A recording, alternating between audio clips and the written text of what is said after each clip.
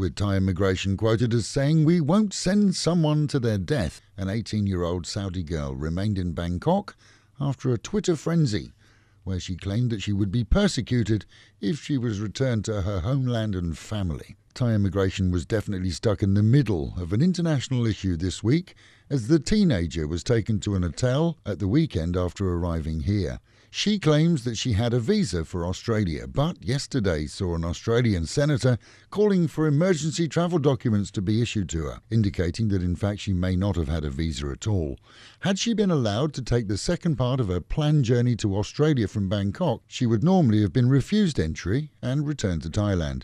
Instead, she was held until today by authorities here, who have the task of figuring out the mess. She arrived here from Kuwait, where the age of maturity is 21, not 18, which has added to confusion, as under their law, she would not be treated as an adult. It's also likely that she arrived without an onward journey ticket and needed a visa to be here too, which is normally available on arrival. But Twitter users went into a frenzy as she was freely allowed here to use her phone and internet to post dozens of messages from a comfortable hotel room which was supplied by immigration and where she barricaded the doors. It's all turned into a puzzle, and one that Thai authorities are left to solve. 131 million baht is the total to date raised in a TV cash-a-thon organised to collect donations to help those who saw their homes and livelihoods damaged by Tropical Storm Pabuk. The star?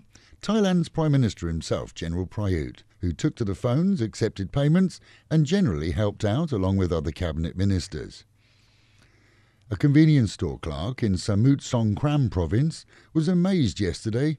That's after she discovered nearly 100,000 baht left by a forgetful tourist. Armed with CCTV, which made the minivan used by the tourist easy to recognise, she went to police, who managed to stop the van further on down the road. No word yet on any reward, which for obvious reasons she should get from the nearly potless traveller.